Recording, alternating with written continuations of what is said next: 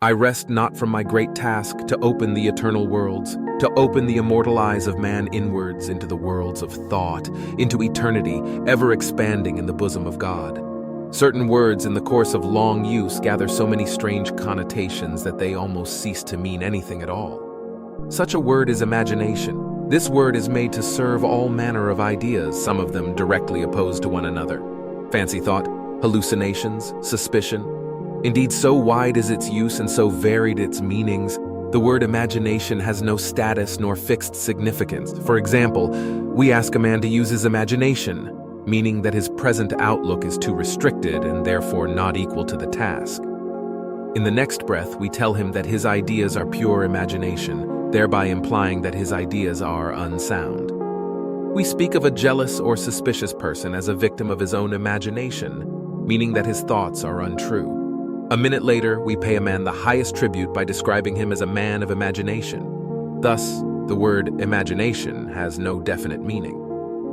Even the dictionary gives us no help. It defines imagination as 1, the picturing power or act of the mind, the constructive or creative principle 2, a phantasm 3, an irrational notion or belief, 4, planning, plotting, or scheming as involving mental construction.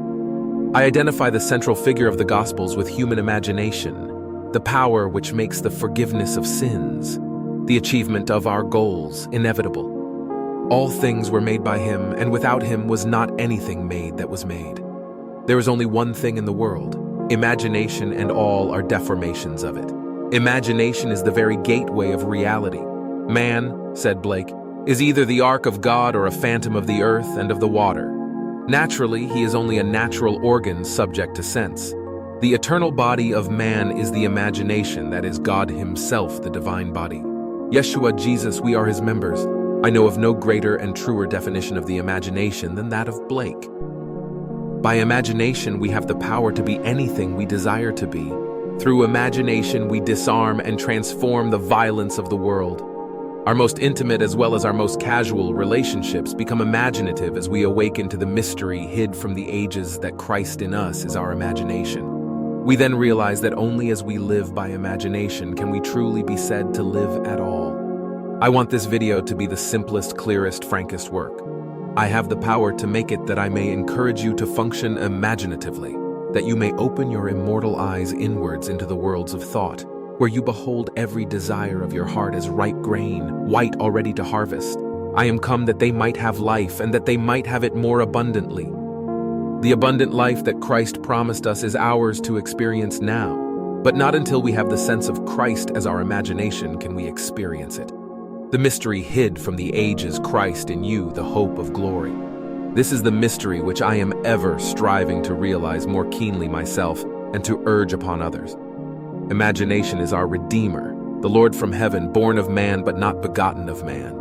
Every man is Mary, and birth to Christ must give if the story of the Immaculate Conception and birth of Christ appears irrational to man. It is only because it is misread as biography, history, and cosmology, and the modern explorers of the imagination do not help by calling it the unconscious or subconscious mind.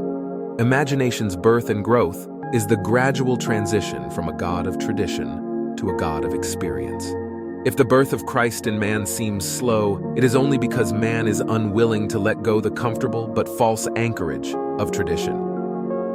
When imagination is discovered as the first principle of religion, the stone of literal understanding will have felt the rod of Moses and, like the rock of Zin, issue forth the water of psychological meaning to quench the thirst of humanity.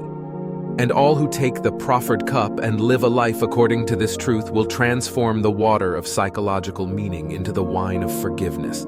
Then, like the Good Samaritan, they will pour it on the wounds of all. The Son of God is not to be found in history nor in any external form. He can only be found as the imagination of him, in whom his presence becomes manifest.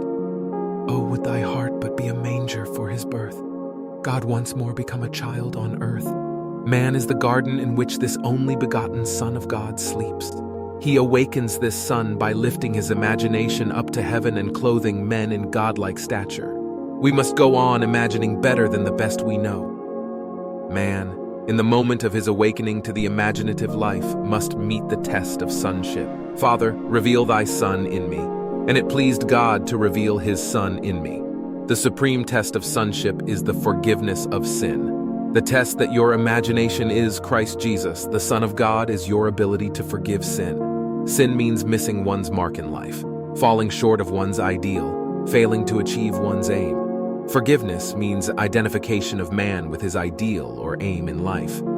This is the work of awakened imagination, the supreme work, for it tests man's ability to enter into and partake of the nature of his opposite.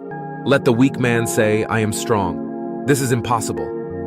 Only awakened imagination can enter into and partake of the nature of its opposite. This conception of Jesus Christ as human imagination raises these fundamental questions.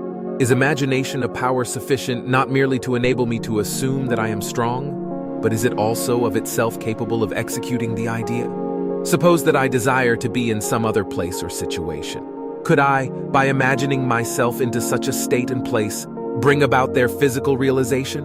Suppose I could not afford the journey, and suppose my present social and financial status oppose the idea that I want to realize.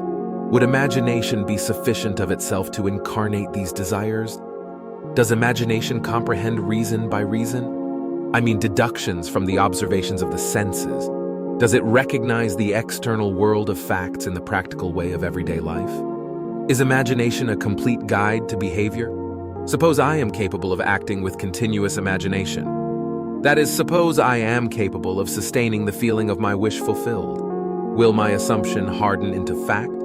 And if it does harden into fact, shall I, on reflection, find that my actions through the period of incubation have been reasonable? Is my imagination a power sufficient not merely to assume the feeling of the wish fulfilled, but is it also of itself capable of incarnating the idea, after assuming that I am already what I want to be?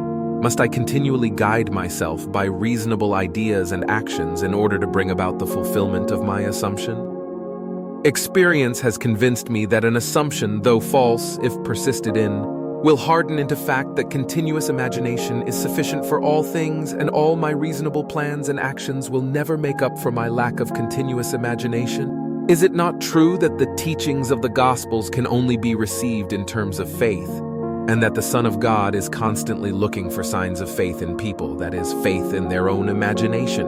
Is not the promise, "Believe that you shall receive, and you shall receive"? The same as imagine that you are, and you shall be. Was it not an imaginary state in which Moses endured, as seeing him who is invisible? Was it not by the power of his own imagination that he endured? Truth depends upon the intensity of the imagination, not upon external facts. Facts are the fruit-bearing witness of the use or misuse of the imagination. Man becomes what he imagines. He has a self-determined history. Imagination is the way, the truth, the life revealed. We cannot get hold of truth with the logical mind. Where the natural man of sense sees a bud, imagination sees a rose. Full-blown truth cannot be encompassed by facts.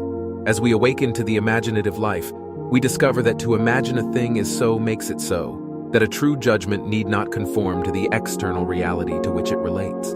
The imaginative man does not deny the reality of the sensuous outer world of becoming, but he knows that it is the inner world of continuous imagination that is the force by which the sensuous outer world of becoming is brought to pass. He sees the outer world and all its happenings as projections of the inner world of imagination. To him, everything is a manifestation of the mental activity which goes on in man's imagination without the sensuous, reasonable man being aware of it.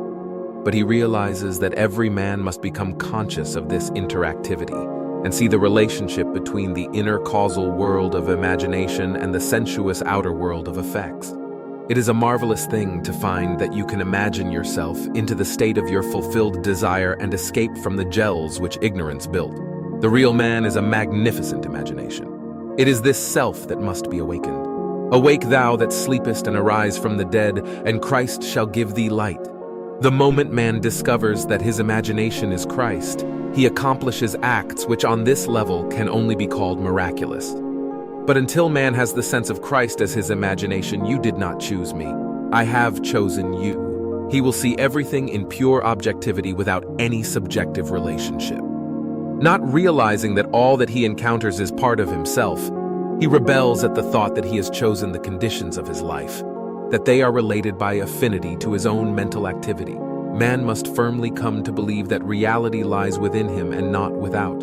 Although others have bodies, a life of their own, their reality is rooted in you, ends in you as yours ends in God.